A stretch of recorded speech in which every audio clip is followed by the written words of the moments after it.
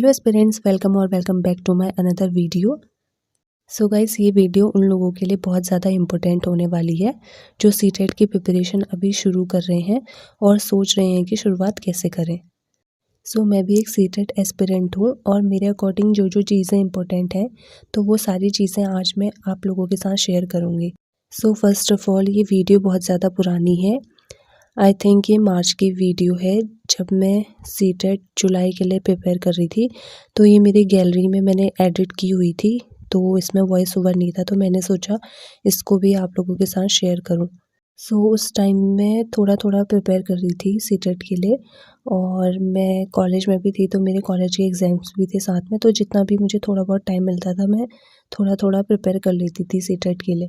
Then उसके बाद मैंने सीटेट की प्रिपरेशन रेगुलरली नहीं करी क्योंकि जुलाई वाला नोटिफिकेशन आया नहीं।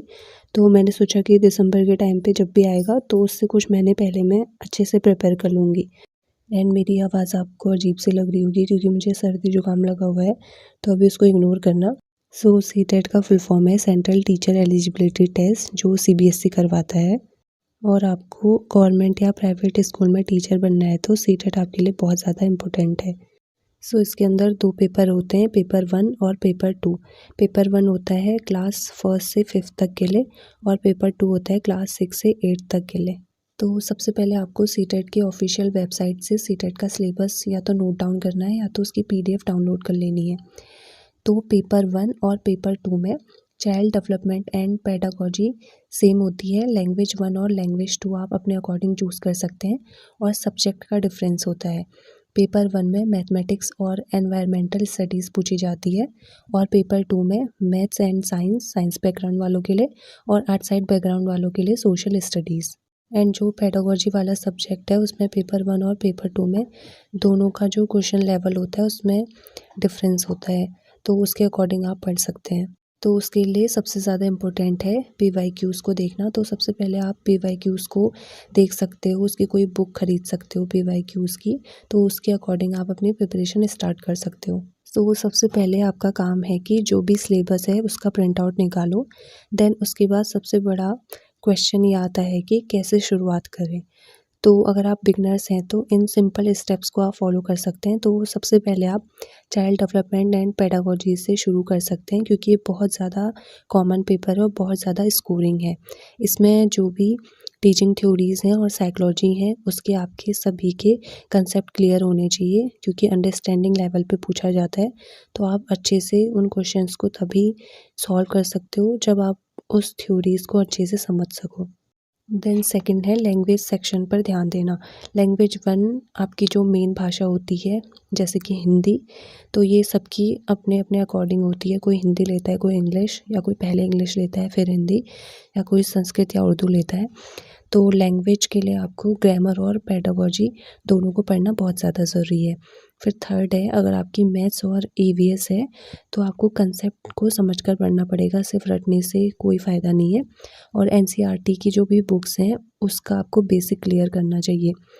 फिर फोर्थ स्टेप है आपका डेली रूटीन बनाएं। कम से कम हर दिन आपको 3 से 4 घंटे पढ़ना है और सबका मेंटल लेवल अलग अलग होता है, तो आपको पता है कि आपको कितने घंटे पढ़ना चाहिए। जैसे जो मैथ्स वाले हैं तो उसमें मैथ्स की किसी को बहुत ज़्यादा प्रैक्टिस की ज़रूरत होती है। जैसे मैं हूँ, मुझे मैथ्स में प्रैक्टिस बहुत ज़्यादा ज़रूरी है क्योंकि अगर मैं प्रैक्टिस नहीं करूँगी तो मैं बहुत सारी चीज़ें भूल जाती हूँ। तो सबको अपने अपने लेवल के अकॉर्डिंग पता होता है कि हमें कितने घंटे पढ़ना चाहिए। तो आप हर सब्जेक्ट के लिए एक फ़िक्स टाइम रख सकते हैं और संडे को उसका पूरा रिविज़न डे बनाएं ताकि आपका रिविज़न भी साथ साथ में कंप्लीट हो सके। देन अब हम बात करते हैं बुक्स की और स्टडी मटेरियल की कि आपको कौन सी बुक्स लेनी चाहिए।